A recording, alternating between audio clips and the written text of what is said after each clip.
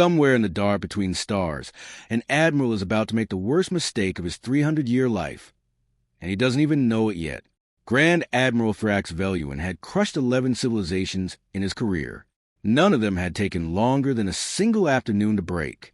He stood at the center of the Zillion Dominion's High Council Chamber, a vast amphitheater carved from a single asteroid and lit by the cold violet glow of a captured star fragment. Around him, holographic projections of 200 conquered worlds spun lazily in the air, trophies of an empire that had not lost a war in over 4,000 years. The Dominion did not negotiate. The Dominion did not retreat. The Dominion arrived, demonstrated its dominance, and absorbed. So when the report arrived, relayed by a trembling junior officer who clearly understood the danger of being the messenger, Thrax did not, at first, believe it. "Say it again," Thrax said. His voice was a low rasp, the product of vocal cords reconstructed twice after old battle wounds. Slowly, a patrol cruiser, the Vossigar, was destroyed at the edge of the Sol system. The officer repeated, eyes fixed on the floor. Destroyed by kinetic projectiles, Admiral. Solid metal. No exotic warheads. No plasma cores. The species responsible called themselves humans. A ripple of laughter moved through the council chamber. Not the officers, the other admirals, the ambassadors, the war counselors who had spent centuries watching weaker species fall to their knees the moment a Dominion battlecruiser entered orbit. Kinetic projectiles, repeated Counselor Ivain Sol, an ancient creature whose silver skin had not changed in 800 years. How charmingly primitive, like throwing rocks a star. Thrax did not laugh. He had not survived 11 campaigns by underestimating anything entirely, but he also had not survived them by overestimating insects. Pull their species file, he ordered. What came back was thin. Humanity. Class 3 designation.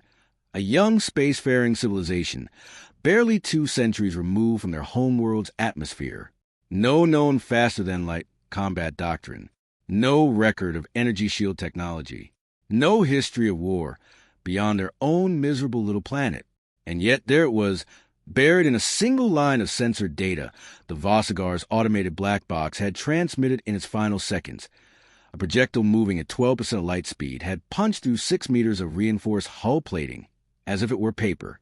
12% of light speed, from a Class 3 civilization that, according to every record the Dominion possessed, shouldn't have had the metallurgy to survive their own rocket launches. An anomaly, Thrax said aloud, more to convince himself in the chamber. A lucky shot, perhaps a mining charge fired by accident. But something cold moved through him, an old soldier's instinct that had kept him alive when better men had died confident. He had seen overwhelming firepower fail before. Not because the enemy was stronger, but because the enemy had found an angle nobody had bothered to defend. He dismissed the feeling. Pride, as it so often does, spoke louder than instinct. "I will go myself," Thrax announced, and the chamber erupted into murmurs of approval. Of course he would. The Grand Admiral did not send subordinates to crush insects. He crushed them personally, so that the galaxy would remember exactly who had done it. Prepare the Aurelian vanguard. We sail for this Sol system. We will accept their surrender, or we will turn their pitiful blue world into an asteroid field. Either way, by next cycle, humanity's choice will no longer be theirs to make. Far across the galaxy, in a system the Dominion had only just begun to notice, a woman named Helena Vass was standing in a control room buried 400 meters beneath the Nevada desert, staring at a screen that had just lit up red. She had been expecting this moment for 6 years. She had built her entire career, sacrificed her marriage, and buried 3 close friends preparing for it. And now, watching a long-range tracking array confirm an alien fleet entering the outer edge of the solar system, she felt something strange settle over her. Not fear. Readiness. "Ma'am," said her second-in-command, a sharp young officer named Captain Diego Reyes, his voice tight. "Confirm contact. Fleet signature matches the one that hit the Liberty Station survey ship 8 months ago. Same energy profile as the one that wiped out the Tau Ceti colony." Helena's jaw tightened. The Tau Ceti colony. 40,000 people, gone in 11 minutes. because a species calling itself the Zillion Dominion had decided humanity's first off-world settlement was worth less than the resources beneath it. That massacre was the reason Project Thunderbolt existed at all. The reason an entire secret division of military engineers had spent 6 years, an obscene portion of the global defense budget building something the public didn't even know existed. How many ships? Helena asked. 41. 1 flagship, the rest escorts. Reading energy shields 3 times stronger than anything we previously cataloged. Helena allowed herself a single slow breath. Good, she said. Let them feel safe. Reyes glanced at her, unsure if she was joking. She wasn't. Bring Thunderbolt to full charge, Helena said, and get me a line ready. When that fleet enters orbit, I want them to hear a human voice before they see a human weapon. Far above them, unseen by any of Earth's old satellites because it sat dormant and nearly invisible in a high elliptical orbit, an enormous structure. 2 kilometers of magnetic coil rings wrapped around a single colossal barrel began, for the first time in its existence, to wake up. The Dominion fleet would arrive in 6 hours. Project Thunderbolt would be ready in 5. In 6 hours, an empire that has never lost a war is about to meet a species that has never learned how to surrender, and only one of them understands what that really means. The Aurelian vanguard dropped out of its faster-than-light corridor at the edge of the Sol system with the casual arrogance of a predator that had never once been hunted.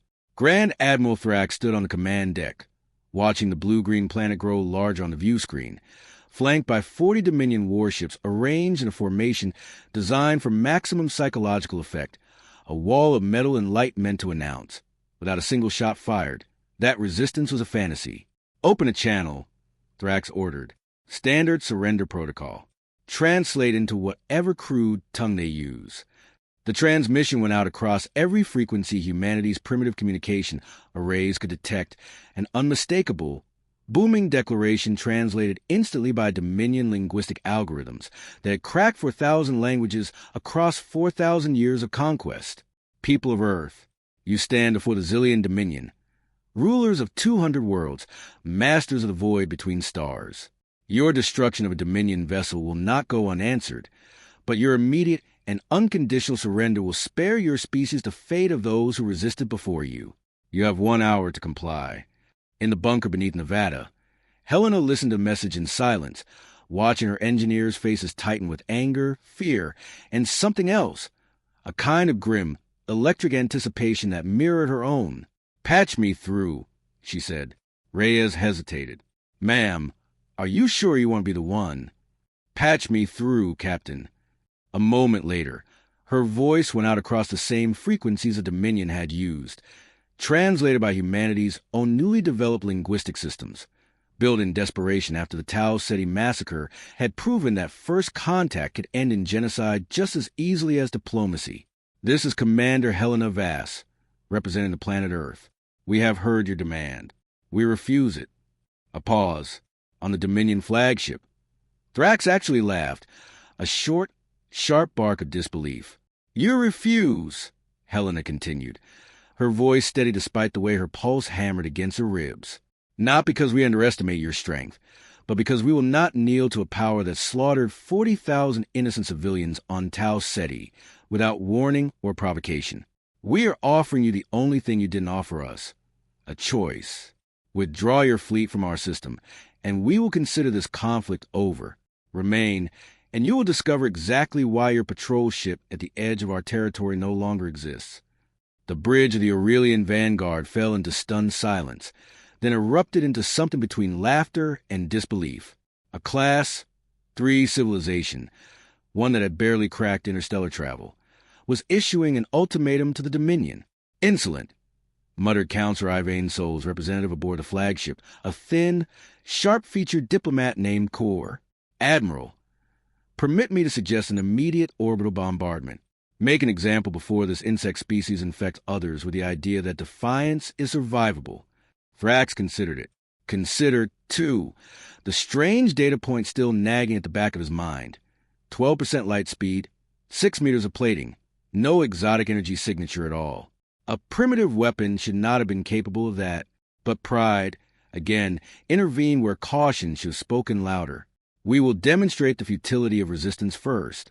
Thrax said, target an uninhabited mass in their system, something large enough to terrify them without provoking unnecessary outrage from the Council afterward.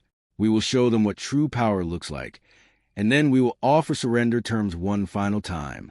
Sensors on Earth detected the Dominion fleet's weapons charging seconds before the strike came. A beam of condensed plasma, hot enough to liquefy a continent, lanced out from the flagship and obliterated a small, uninhabited moon orbiting Mars, vaporizing it instantly into an expanding cloud of glowing debris. It was, by any reasonable measure, an awe-inspiring display of force. Exactly the kind of demonstration that had ended 11 previous wars before they'd truly begun. In the bunker, nobody flinched. Helena had expected exactly this.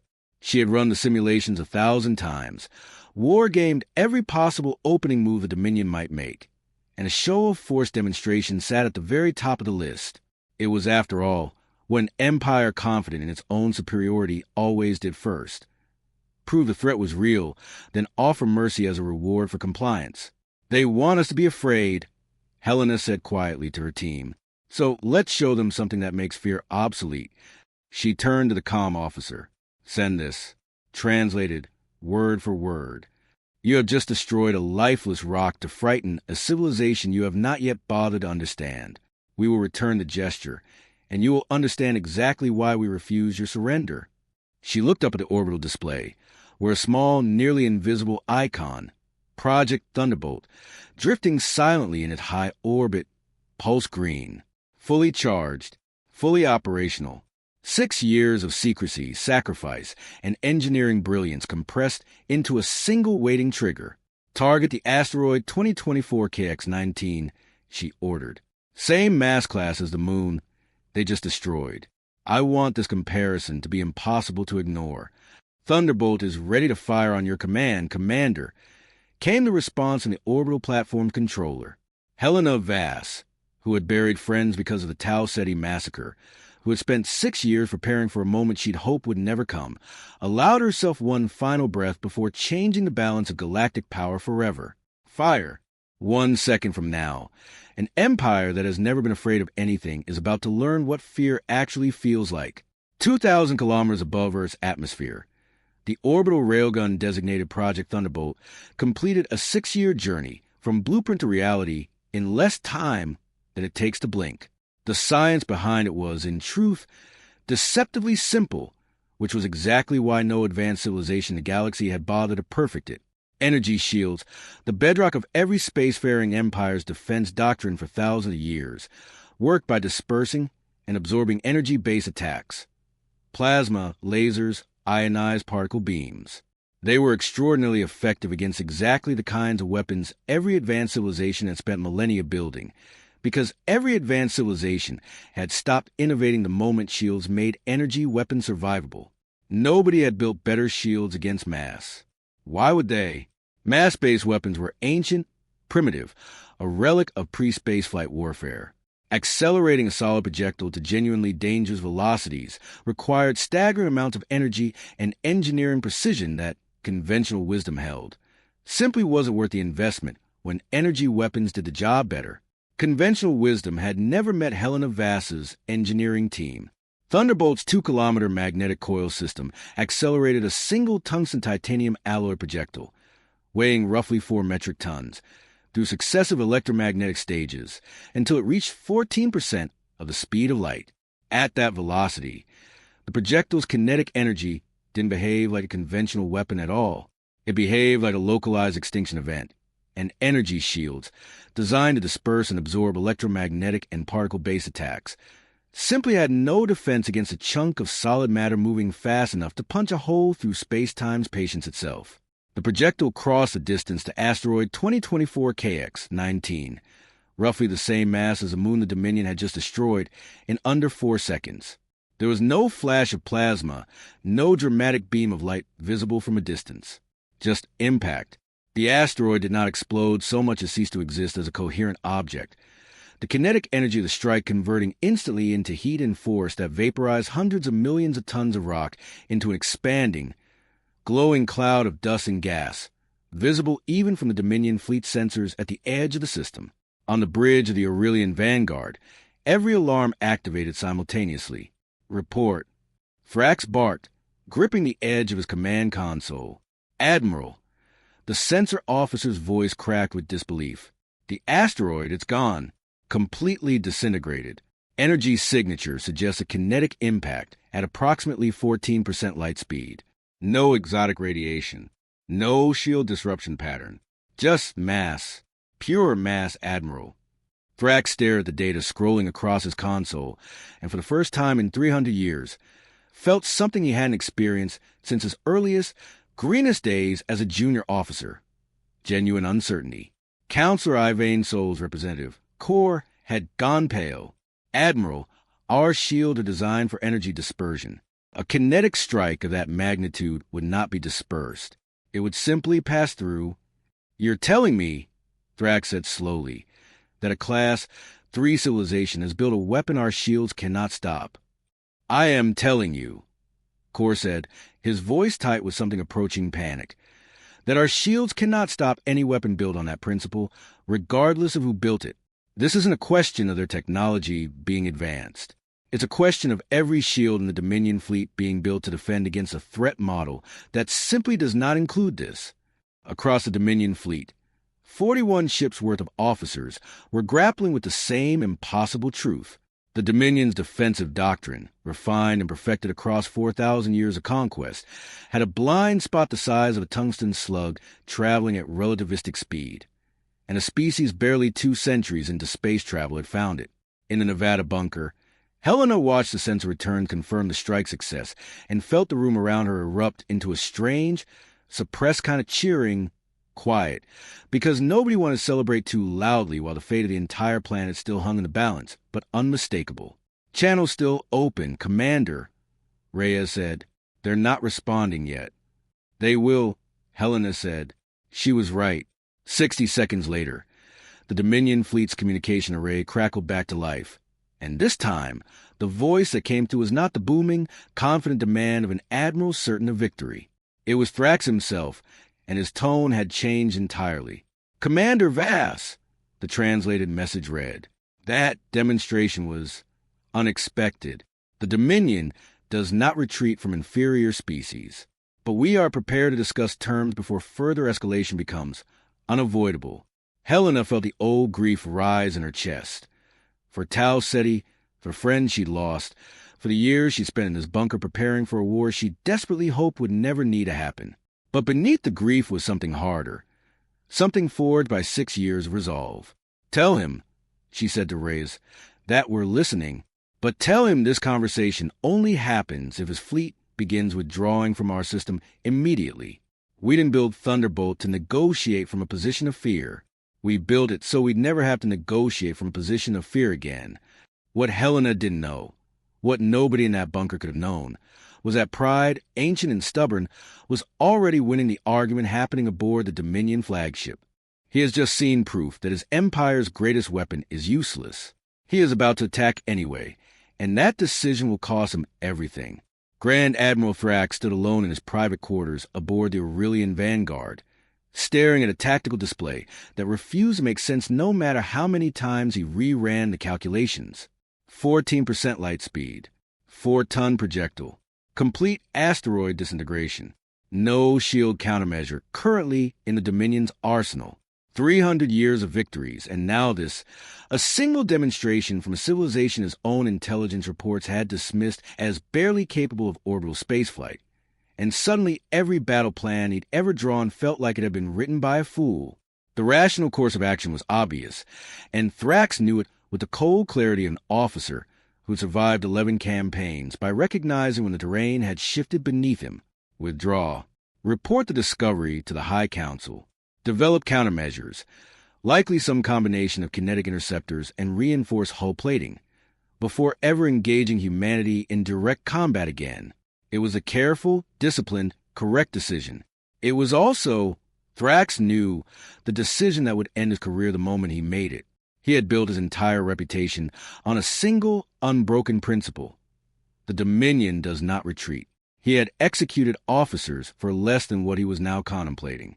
If he withdrew from Seoul with his tail between his legs after a single demonstration from a class, 3 species, every rival admiral in the High Council, and there were many, all of them hungry for his position, would tear his legacy apart before his ship even made it back to Dominion space. 300 years of conquest, reduced to a single humiliating retreat from humans. Pride, the same force that had carried him to the rank of Grand Admiral, now whispered a different calculation entirely. One weapon does not win a war. He returned to the bridge with his decision already made, ignoring the flicker of doubt in Kor's expression as the diplomat studied him. Admiral, Kor said carefully, surely we should withdraw and reassess. A single weapon, however effective, cannot project sufficient firepower to threaten the entire fleet, but the principle behind it threatens every ship we possess. This requires study, not engagement. They have 1 railgun, Thrax said, his voice hard with manufactured certainty. 1. It requires time to recharge. Our sensors confirm massive energy draw during the firing sequence, meaning it cannot fire continuously. We will close the distance rapidly, overwhelm their orbital defenses with conventional weapons before that gun can charge again, and force their surrender before they can fire a second shot. It was, on paper, a reasonable tactical analysis. It was also fundamentally wrong, built on the unconscious assumption that humanity, having shown its hand once, had shown its only card. Thrax had no way of knowing that Project Thunderbolt's 6-year development cycle had included not just the orbital railgun itself, but an entire secondary defense network. Smaller, faster railgun emplacements scattered across low orbit, each one capable of independent fire, each one designed specifically to support Thunderbolt during exactly the kind of full-fleet assault Thrax was about to order. All ships, Thrax commanded, the old fire of confidence returning to his voice now that the decision was made and the doubt could be buried beneath action. Advance formation. Target their primary weapons platform and the planet's largest population centers. We end this in one engagement. In the Nevada bunker, Helena watched the Dominion fleet's formation shift on the tactical display and felt her stomach drop, not with fear, but with a grim recognition of inevitability. They're advancing, Reyes said. All 41 ships. They didn't take the off-ramp. No, Helena said quietly. I didn't think they would.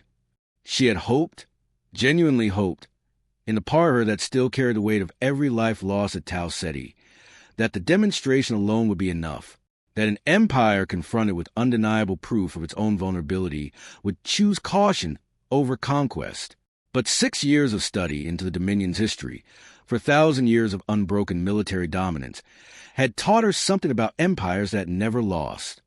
They didn't know how to recognize the moment they should. Bring Thunderbolt back to full charge, she ordered, and activate the secondary array. All 12 platforms. If they're coming in formation, we're going to make sure formation is the worst possible choice they could have made.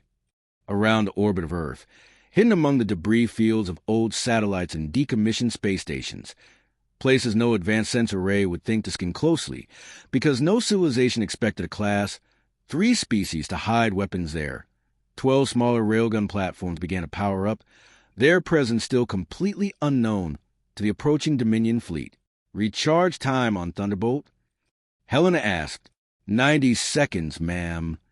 And the secondary array? Already at full charge. They've been ready for 6 hours. Helena allowed herself the smallest, grimmest smile of her career.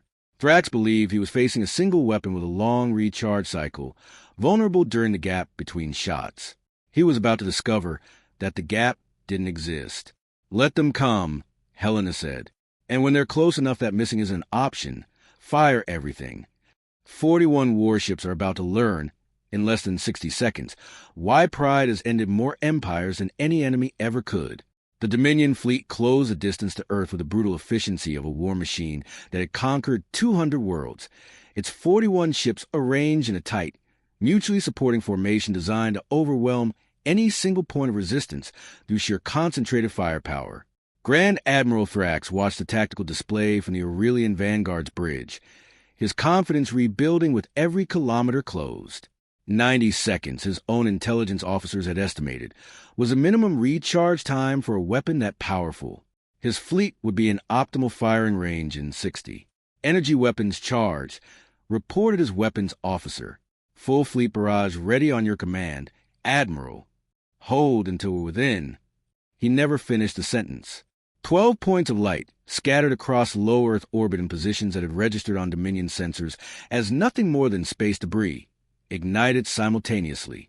Helena Vass's secondary railgun array, 12 smaller but still devastating kinetic platforms, each capable of accelerating a 1-ton projectile to nearly 10% light speed, fired in perfect, coordinated unison.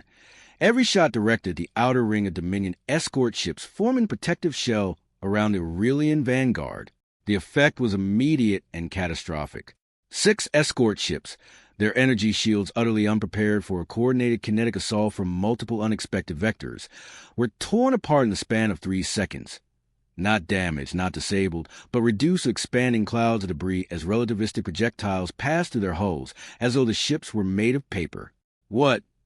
Thrax's command rang out across a bridge suddenly filled with alarm klaxons and panic shouting. Where did those weapons come from? Report. 12 additional kinetic platforms, Admiral, previously undetected.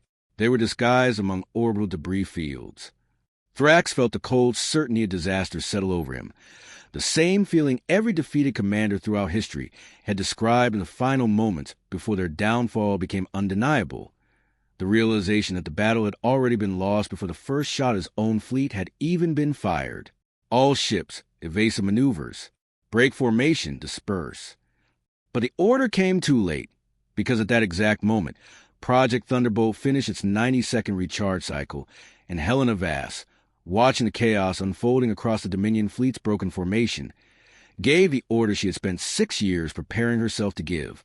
Target the flagship, she said, her voice flat and steady despite the magnitude of what she was about to unleash. Fire. The 4-ton tungsten titanium projectile crossed the distance between Thunderbolt's orbital platform and the Aurelian vanguard in less than 2 seconds, traveling at 14% light speed, carrying kinetic energy equivalent to a small nuclear detonation concentrated into a single, devastating point of impact. It struck the flagship just behind the main bridge. There was no explosion in the conventional sense, no fireball, no shockwave visible from a distance, because there was no atmosphere in space to carry one. There was simply a sudden, violent transfer of energy of 4 tons of solid matter, moving faster than any defense system aboard the ship had been designed to counter, punched through layer after layer of reinforced hull plating, through bulkheads rated to withstand direct plasma strikes, through everything the Dominion's 4,000-year engineering legacy had built to make the Aurelian vanguard invulnerable, and out the other side, leaving behind a wound that no ship, however advanced, could survive. The Aurelian vanguard, flagship of the Zillion Dominion, pride of an empire that had never lost a war, broke apart in eerie silence, its hull splitting along the line of catastrophic structural failure the impact had created, debris and atmosphere venting into the void in a slow, terrible bloom of destruction. Grand Admiral Thrax Veluin, who had crushed 11 civilizations and never once imagined his death coming at the hands of a species his own reports had called primitive, died in the same instant, his bridge depressurized. 300 years of conquest ending in less time than it took the rest of his fleet to process what had just happened. Across the remaining 34 Dominion ships, communication channels exploded with panicked, contradictory orders. Some captains attempted to continue the assault, firing energy weapons at Earth's orbital defenses in desperate, uncoordinated bursts. Others broke formation entirely, attempting evasive retreat. The disciplined, 4,000-year war machine that had arrived at Seoul expecting an effortless conquest had, in less than 90 seconds, become a scattered, leaderless mess of ships whose entire defensive doctrine had just been proven catastrophically obsolete. Secondary array. Continue defensive fire on any ship advancing toward the planet, Helena ordered, her voice carrying none of the triumph the moment might have justified, only grim, exhaustive focus. Thunderbolt, begin recharge sequence immediately. I want it ready if they try anything else. Ma'am, Rhea said quietly, watching the tactical display as the Dominion fleet's remaining ships began, one by one, to power down their weapons and broadcast on every emergency frequency they possessed. I think they're done. Helena watched the debris field that had, minutes earlier, been the most powerful fleet to ever enter the Sol system, and felt the weight of everything that had just happened settle into her chest like a stone. She had won. Humanity had won. She felt no triumph at all. Only the cold, heavy knowledge that an entire alien crew had just died because pride had refused to recognize the moment it should have surrendered, and that the galaxy itself had just been changed forever by a decision she'd made in a bunker beneath the Nevada desert. The battle is over. The harder fight, the one that decides whether humanity becomes a target or a partner for the rest of galactic history, is only just beginning. The silence that followed the destruction of the Aurelian vanguard was, in its own way, more unsettling than the battle itself. Helena Vass stood in the command bunker, watching the remaining 34 Dominion ships drift in ragged, broken formation above Earth, their weapons powered down, their communication channels flooded with desperate, confused chatter as surviving officers attempted to determine who now held command authority and what exactly their next move should be. "They're not advancing," Reyes confirmed, watching the tactical display with cautious relief. "No weapons charge detected on any remaining vessel. Looks like they're waiting." "Waiting for what?" "I think," Reyes said slowly, "they're waiting to see what we do next." It was, Helena realized, the single most important moment of the entire conflict, more important in its way than the battle that had preceded it. An empire that had spent 4,000 years conquering had just lost its flagship and its admiral to a species it had dismissed as insignificant.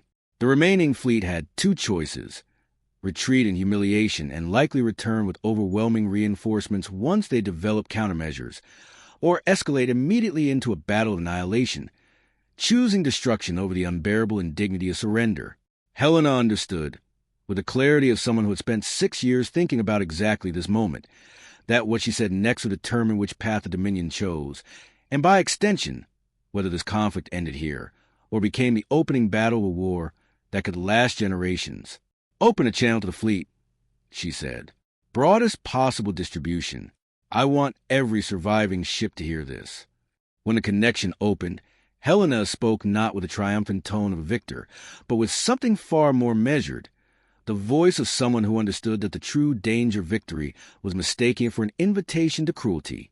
"This is Commander Helena Vass, speaking to the surviving officers of the Dominion fleet. You have witnessed what our weapons can do. We do not wish to demonstrate it again. Your admiral made a choice that cost him his life and the lives of his crew, a choice we did not want him to make, and one we deeply regret the consequences of. We are not interested in your destruction. We are interested in proving that our world will never again be treated as a target for conquest. Withdraw from our system, and we will consider this conflict concluded. We are prepared to discuss a lasting peace, on terms of mutual respect, whenever your empire is ready to have that conversation." The response, when it came 20 minutes later, arrived not from a military officer, but from Kor, the diplomat who had survived the flagship's destruction by remaining aboard one of the outer escort vessels during the engagement. "Commander Vass, I am the highest-ranking surviving Dominion official in this system. I do not have authority to negotiate a formal peace. That requires a High Council's approval. But I can tell you this: the Council will not send another fleet to demand your surrender. What you have shown us today changes the calculation entirely. A weapon capable of bypassing our shields is not a problem to be conquered. It is a problem to be understood and ideally shared as a mutual deterrent rather than fought over. I will recommend immediate withdrawal and the opening of formal diplomatic channels. I believe, given what has happened here, the Council will agree." The Dominion fleet withdrew from the Sol system 6 hours later, their 34 surviving ships forming a slow, careful retreat that bore none of the arrogant confidence with which they'd arrived. In the months that followed, the predictions of both Helena Vass and Kor proved correct. The Zillion Dominion's High Council, faced with undeniable proof that their 4,000-year-old defensive doctrine contained a fatal blind spot, chose negotiation over a second, far more costly attempt at conquest. Formal diplomatic relations opened within the year. Earth, once classified as an insignificant Class 3 civilization, was reclassified as a sovereign power with full negotiating rights, a status that took most species centuries of gradual integration to earn, and which humanity had achieved in a single afternoon of desperate, brilliant engineering. Helena Vass became, almost against her will, the public face of humanity's sudden arrival on the galactic stage, a role she accepted with the same grim determination she brought to building Project Thunderbolt in the first place, though privately. She found little comfort in the recognition. She had not built Thunderbolt to win a war. She had built it to prevent one. And the fact that it had ultimately required the deaths of an admiral and hundreds of crew members to achieve that prevention weighed on her in ways the public celebrations never seemed to notice. Late one evening, months after battle, Reyes found her alone in the bunker that had become, in its own strange way, a kind of memorial, not just to the engineers who had built Thunderbolt, but to everyone lost on both sides of conflict that had nearly ended humanity's story before it had truly begun. "You did the right thing," Reyes said quietly. "You know that, right?" Helena considered the question for a long moment, watching the orbital display where Thunderbolt's icon still pulsed steady and green, a silent guardian that had changed the balance of galactic power in less than a minute and would now spend the rest of its existence, she hoped, never needing to fire again. "I ended a battle," she said finally. "That's not the same as winning a war that matters. The real victory isn't the fleet we destroyed. It's whether we can build a galaxy where nobody ever has to build a weapon like Thunderbolt again." She thought of Tau Ceti, of the 40,000 lives lost to an empire's casual cruelty, and of the strange, terrible irony that humanity's path to being taken seriously by the rest of the galaxy had required proving it could be devastating when pushed too far. Strength, she had learned, was what had kept the Dominion from destroying Earth. But wisdom, the willingness to offer peace even after a victory that would have justified vengeance, was what would determine whether humanity's place among the stars became something worth having at all.